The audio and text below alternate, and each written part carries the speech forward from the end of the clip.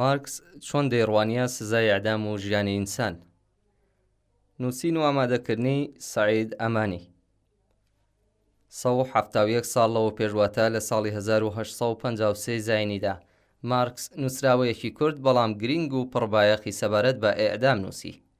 لە نێوان سەرجەم نووسراوە و بەرهەمەکانی مارکسدا ئەم نووسینە پێدەچێت تاکە نووسراوەی ئەو بێت کە بە تایبەتی لەبارەی پرسی سزای ئێعدام نووسیوێتی. نووسراوەکەی مارکس ئێلهامی لە بڵاوبوونەوەی بابەتێک بەرگرت سەبارەت بە ئێعدام کە لە ڕۆژنامەی تایمزی لەندەندا بڵاو کرابووە. نووسراوەکەی مارکس سەرەڕای کوردبوونی بەڵام زۆر بەباشی تێڕوانینی ئەوی بۆ پرسی ئێعدام مەبەستی سزادان و هۆی دژایەتی لەگەڵ ئەم سزایە بە تایبەت بەڕێوەچوونی لە بەرچاوی گشتی نیشان دەدات. پێناچێت مارکس لە کاتی ئامادەکردنی ئەم نووسینە لە پێشدا بیری لە نووسینی بابەتێکی وەهای لە پەیوەند لەگەڵ سزای ئێعدام کردبێتەوە.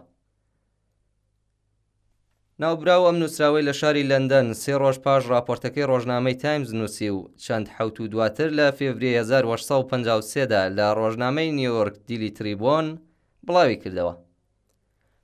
ئەمە لە قۆناغێکدا نووسراوە کە سزای ئێعدام لە ئینگلیستان بەرەو کەمبوونەوە دەچوو. نیوەی سەدەی 19ەم بەپێی یاسایە کە تا ساڵی 1815 بناغەی بەڕێوەبردنی حوکمی ئێعدام بوو 220 دۆسیە تا کۆتایی سەدەی 18 دەبوو سزای ئێعدامیان لەسەر بەڕێوە بچێت. زۆربەی تاوانەکان بە مەبەستی پاراستنی کەرتی تایبەتی دەوڵەمەندان و سەرکوتی ئەوانەی دەست درێژیان کردوتە سەربەشیان ناو لێبراوە. هاوکات، دزی، ساختەکاری، فێڵبازی، خیانەت و سیخوڕی و هیتر لە زومرەی ئەو تاوانانە بوون کە سزای ئێعدامیان بەسەردا دەسەپا. بەڵام ڕێژەی ئەم سزایانە لە دەیەی سەرەتای سەدەی 19ەم لە ئینگلیستان بە شێوەیەکی هەستپێکرا و بەرەو کەمبوونەوە ڕۆیشت. لە ساڵی 1861دا ڕێژەیەکی بەرچاو لە تاوانەکان لە هەوڵێکی هاوبەش لە ڕیزی سزای ئێعدام دەرباز کران. بە جۆرێک کە تەنیا 5 تاوانی خیانەت، کوشتن، سیخوڕی، ئاگرتێبەردانی کارخانەی کەشتیسازی سەڵتەنەتی و دزی و تونداژۆی دەریایی لەو ساڵەدا بەرەو ڕووی سزای ئێعدام دەبوونەوە. نووسراوەی تایمز و وەڵامی مارکس. مارکس لە نووسینەکەیدا بە ئاماژە بە راپۆرتی تایمز دەست پێ دەکات. لە راپۆرتی تایمزدا هاتووە کە ئەم باوەڕە بوونی هەیە کە دەست بەجێ پاش بەڕێوەچوونی حوکمی ئێعدام لە بەرچاوی خەڵک شایەتی کۆمەڵێک مەرگ دەبین کە بەهۆی خۆ هەڵواسینەوە ڕوودەدەن، چ خۆکوژی و چ بە هۆکاری بە هەڵکەوت. نووسەرەکەی تایمز هۆکاری ئەم دیاردە دەگەڕێنێتەوە بۆ کاریگەری قوڵی ئێعدامی ئەو جەنایەتکارانە لەسەر بیرروزەینی نەخۆش و ئەو کەسانەی بینەرن دایدەنێت. مارکس نووسینەکەی بەوە دەست پێ دەکات و دەست بەجێ نووسەرەکەی تایمز دەداتە بەڕەخنە بەم پێی کام هەڵسوکەوتە لە کۆتاییدا بەلایەنگری لە ئازادی کردەوەی ئەو جەلادە کۆتایی پێدێت و سزای ئێعدام وەکو دوایین داواکاری کۆمەڵگا دەناسێنێ و ڕەوابوونی پێدەدات. مارکس لە درێژەی نووسینەکەیدا بە ئاماژە بە ئامارێک کە 2 ڕۆژ پێش نووسینەکەی خۆی لە مۆرنینگ ئیدویستایز بڵاوبوویەوە و بە لێکدانەوەی ئەو تێیدا منتەقی خوێنینی تایمز دەخاتە ژێرتیری ڕەخنە. ئەو ئامارە باز لەو مەرگانە دەکات کە لە ماوەی 43 ڕۆژیدا لە ساڵی 1849 بڵاوبەتەوە. مارکس بەپێی خودی ئەو ئامارە دەڵێ هەر بەو جۆرەی کە نووسەرەکەی تایمز تەئیدی دەکات، ئەو مەرگانەی کە بە دوای ئەعدامە گشتیەکاندا ڕوویانداوە تەنیا بە هۆکاری خۆکوژی نەبووە، بەڵکو حاڵەت گەلێ لە بێڕەحمانەترین کوشتنەکان لە خۆ دەگرێ. هەر لێرەدایە کە لێدوانەکەی سەرەکی مارکس لە دژایەتی لەگەڵ سزای ئێعدام دەردەکەوێت. لە ڕوانگەی مارکسەوە سزای ئێعدام نەک لە درێژماوە تەنانەت لە کورتماوەشدا ئیمکانی بەرگری لە دووپاتبوونەوەی کوشتن لە کۆمەڵگای پێناگیرێت. مارکسە لەم نووسینەدا ئاماژە بەوە دەکات کە بەڵگە مێژوویەکان پێمان دەڵێن کە لە سەردەمی قابیلەوە تا ئێستا سزای ئێعدام نەتەنیا نەبووەتە هۆی چاکسازی و تەمێکردنی مرۆڤ، بەڵکو تەنانەت ئاکامی پێچەوانەشی هەبووە. مارکس لەم نووسینەدا بابەتێکی گرنگی دیکە دێنێتە پێشەوە. بەگشتی دەڵێن کە یەکێک لە مەبەستە سەرەکیەکانی سزای ئێعدام ئەوەیە کە کۆمەڵگا ئەزموون لە چارەنووسی ئەو کەسانە وەربگرێت. مارکس بە ئاماژە بە مەسەلە واتە ئەوەی بە لێکەوتەی چاکسازی و تۆقاندن لە پەیوەند لەگەڵ سزا ناوی لێدەبرێ، ئەم پرسیارە دێنێتە گۆڕێ کە ئێوە بە چه ئیزنێک مافی ئەوە بە خۆتان دەدەن کە خەڵکی دیکە سزا بدەن. لێکەوتەی تۆقاندن لە ڕێی سزادانەوە هەر لە دێرزەمانەوە و لە ڕژیمەیەک لە دوای یەکەکاندا هەبووە و تا ئێستاش درێژەی هەیە و خوازیارانی تایبەتی خۆشی هەیە. ئەوە ڕوونا کە مارکس بنەمای سەرەکی ئەم مەسەلە لە شوێنێکی دیکەوە دەبینێت و خۆی لە لێکدانەوەی هەڵە و ناواقعی دەپارێزێ. ئەو لەم نووسینەدا بەهێنانەوەی وتەیەک لە هێگل کە بە جۆرێک داڕشتنی وشک لە ڕوانگەی کانت لە بواری کەرامەتی لاوەکی ئینسان دەزانێ هێرش دەکاتە سەر ئیدۆلۆژی ئاڵمانی کە پێگەی تاوانبار لە ئاستی ئیرادەیەکی ئازاد و سەرباز بەرز دەکاتەوە و بەم شێوەیە وابەستگی تاوانبار بە کۆمەلگا و پرسە ئابووری کۆمەڵایەتیەکان لە بەرچاو ناگرێت، پرسێک کە دواتر بووە بابەتی سەرەکی تاوانناسی مارکسیستی. ڕوانینێک بۆ پرسی مافناسی مارکسیسم. مارکس خوێندکاری بەشی مافناسی و باوکی پارێزەری دادگا بوو. بەم حاڵەشەوە لە نێوان بەرهەمەکانی مارکسدا بەکەمی دەتوانرێت بابەتێکی پوخت و داڕژاو لەسەر بنەمای پرسی ماف بەرچاو بکەوێت.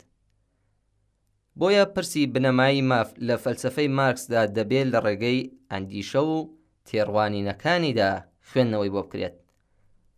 لە ڕوانگەی مارکسەوە هۆکاری سەرەکی هەموو ئەوانەی کە بە ژێرخانی کۆمەڵ ناوی لێ دەبرێ ڕاستیەکانی ژیان و ئەو پەیوەندیانەیە کە بەرهەمی سازوکاری ئابووری کۆمەڵایەتین.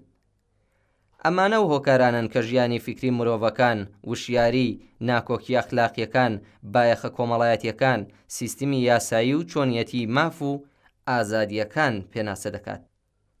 وتەیەکی بەناوبانگی مارکس لە ئیدۆلۆژی ئەڵمانی دەڵێ هەندێک کات ئەوە مرۆڤ نییە کە ژیان دیاری دەکات، بەڵکو ژیان و بوونی واقعی ئەوانە کە وشیاری مرۆڤەکان شکڵ پێدەدات. لەم ڕوانگەوە مافی مرۆڤ و هەموو ئەو یاسایانەی لەم بوارەدا پێناسەکراون هەموو دەبێ بەرهەمی مێژوو ئەو خەباتە بێ کە لە پێناویدا تێکۆشان کراوە. هیچ جۆرە چوارچێوەیەکی دیاریکراو لە ماف یا ئازادی ناتوانرێ بە شێوەیەکی سروشتی و لە پێشدا داڕێژرا و پێناسە بکرێت. بە پێی ڕێنمایەکانی مارکسیزمی کلاسیک تاکە ڕاستی بنەمایی و سەرەکی کە هەموو کۆمەلگای مرۆڤایەتی لەگەڵ ڕوبەڕووبووەتەوە بارودۆخی مادیە کە ئینسانەکان لە قۆناغی سەرەتاییەوە لە ناویدان. هیچ گەڵاڵە و ئیدەیەکی لە پێشدا داڕێژراو بۆ ئەو مرۆڤانەی کە لە کۆمەلگایەکی ڕوت و بێکلتور، ئەخلاق، بایەخە کۆمەڵایەتیەکان یەکتریان دۆزیوەتەوە لە ئارادا نەبووە. بە لێکدانەوەی لوک فرۆتێر نووسەری بەرهەمی دەربارەی ئەندیشەکانی ئالتوسەر لە ڕوانگەی ماتریالیستەکان وتنی ئەوەی کە خەڵک خاوەنی خصڵەتی دەرونین کە بە هەر کام لە ئێمە وەکو جۆری مرۆڤ پەیوەندی هەیە، وەکو پێگەی تاکە کەسی، ماف، ئازادی، ئینسانیەت، بەڵێن و هیتر بابەتێکی هەڵخەڵەتێنەر و درۆینەیە. بەم پێیە هیچ مافێکی سروشتی و زاتی ناتوانرێ بوونی هەبێت. هەموو ئەو ماف و ئازادیانەی ئەمڕۆ ئێمە دەیان ناسین و بەرگری لێ دەکەین تەنانەت بنەمایترینی ئەوانە کە مافی ژیانە بەرهەمی خەبات لە ڕەوتی مێژوو و پاشەکشە بە و پێکاتانەیە کە لەسەر بنەمای سەرکت و دەسەڵات ڕاوەستاون. مافی ژیان و هەڵوەشانەوەی سزای ئەعدامیش ناتوانێت لە دەرەوەی ئەم باسە بێت. ئەمڕۆکە ئێمە مافی ژیان وەکو بنەمایترین ماف دەناسین، بە واتای کە ماف و ئازادیەکانی دیکە لە ژێر کاریگەری ئەم مافە سەرەتاییەدایە. بەڵام ئایا هەمیشە بارودۆخ وهایە؟ بۆ وێنە لە کۆمەڵگایەکی کۆیلایەتیدا چۆن دەکرێت باز لە مافی ژیان بکرێ؟ لەلایەکی دیکەوە پەسەندکردنی مافی ژیان بەو مانایی ئێمە ئەمڕۆ دەیناسین بەرهەمی سەردەمی ڕۆشنگەری و ڕەواندنەوەی ئەو خەیاڵانە بوو کە گیان و ژیانی مرۆڤی تایبەت کرد بوو بە خواوەند.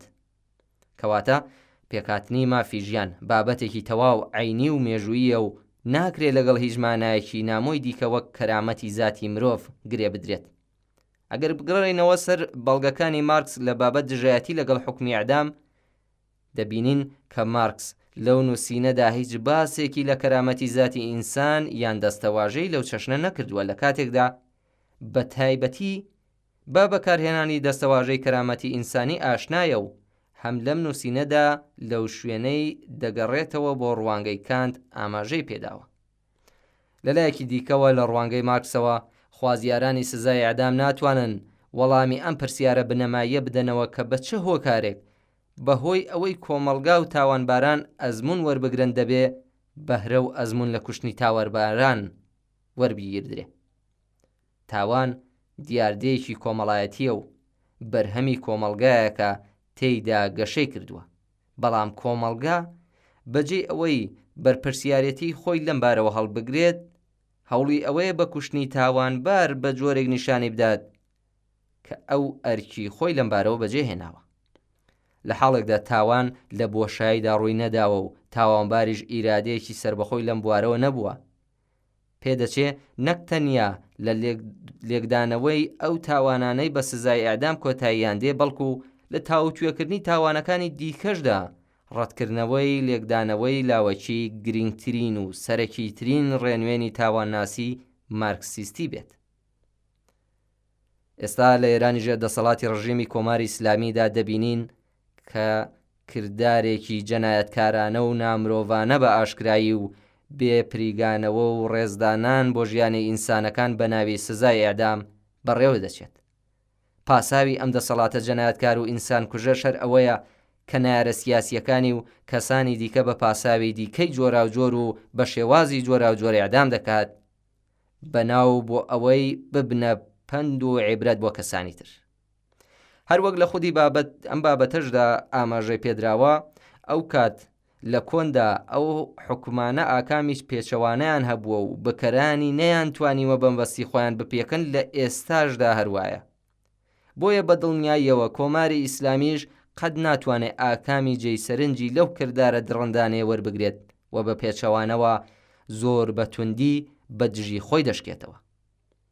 هەروەک دەبینین کۆمەڵێک ژنی بوێری تێکۆشەر و چقڵی چاوی ڕژیمی کۆماری ئیسلامی خراونەتە کونجی زیندان و سزای سێدارەیان بەسەردا سەپێنراوە، بەڵام بە دوور لە چاوەڕوانیەکانی دەسەڵات وریان بەرزتر بۆتەوە و بە شێوەیەکی بەرچاوتر بوونەتە جێگای هیوا و هومێدی ژنانی هاوچارە نووسیان و خەڵکی ئازادی خواست. بۆیە گومانی تێدا نییە کە ئەم ڕژیمەش سەبارەت بە کردارە دژە ئینسانیەکانی وەک باقی دەسەڵاتە دیکتاتۆری و سەرڕۆکانی پێشوو بەرەو مەرگ و نەمان پاڵی پێوە دەنرێت.